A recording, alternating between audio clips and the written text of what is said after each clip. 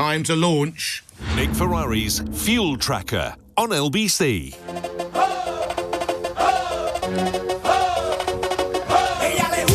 Never doubt the value of management, and thanks for their suggestion, Gasolina there by Daddy Yankee. I'd not heard of it either.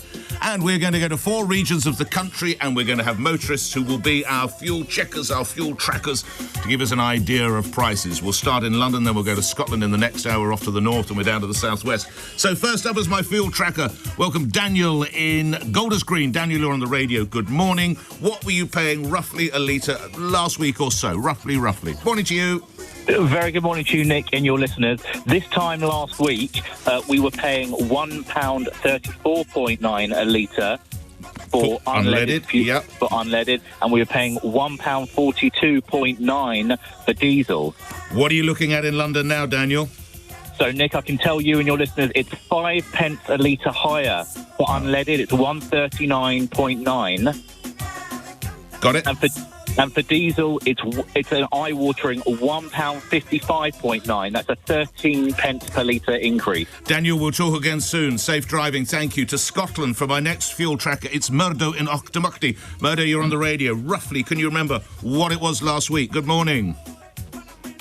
Good morning, Nick. Can you hear me? Yeah, I hear you. Go ahead. Yes, with Gasolina in the background. Yeah, gasoline, yeah. Last week,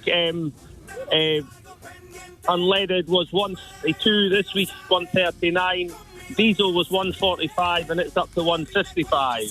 Those are the prices in Scotland, Murdo. We'll talk again probably later this week. We're off to the north and we're off to the southwest to get those prices as well for the Nick Ferrari fuel tracker. Well, we are certainly on the surface, on paper at least, in a better position than we were when we spoke this time yesterday. The reason for that, of course, as you know, is Donald Trump's bullish comments about how the war is effectively won and coming to an end.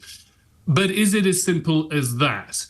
Most analysts yesterday were looking at a number of scenarios. My inbox was full of city economists saying, look, if this is a short, sharp war, if Iran is reduced to rhetoric and a war of words, if shipping starts to pass through the Straits of Hormuz, whether that's under escort or because Iran doesn't have the stomach anymore to disrupt it, then things could get back to something like normal relatively quickly. If, on the other hand, the war is messy, it extends, it expands, it's not as straightforward as saying that it's mission accomplished, then we're in for another run of quite prolonged uncertainty. And the worst case scenario that analysts were pointing to is that the war continues, in fact, escalates, and indeed it causes lasting damage to energy infrastructure in the region, in which case you could see triple-digit oil prices, that's north of $100 a barrel, throughout this year and into the next year. Now, that's the worst-case scenario. Where are we today?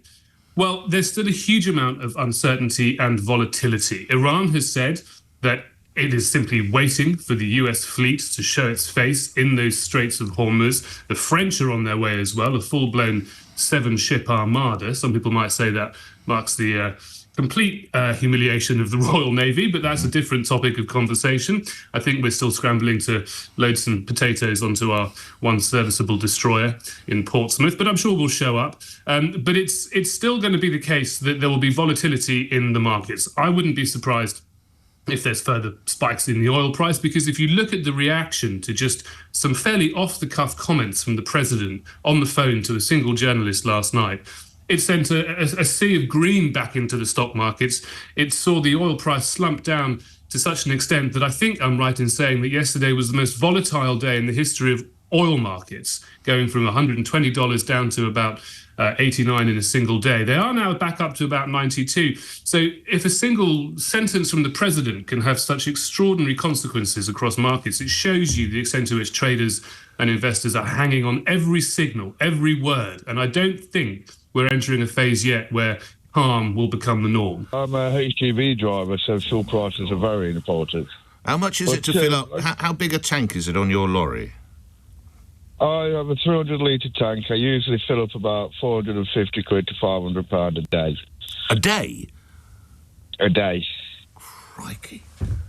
My God. Have you noticed, has it increased? I mean, is it now more like 550 quid? Oh, yeah, it's increasing. Not so much the smaller petrol stations, but these big suppliers like BP and Shell, they're really putting the money on. Right, my goodness. But it brings me to my next point of how they're just Yeah. scamming everyone. Because when fuel prices were at its lowest, when oil was at its lowest, 2016 and everything like that, we got told, we buy everything in advance.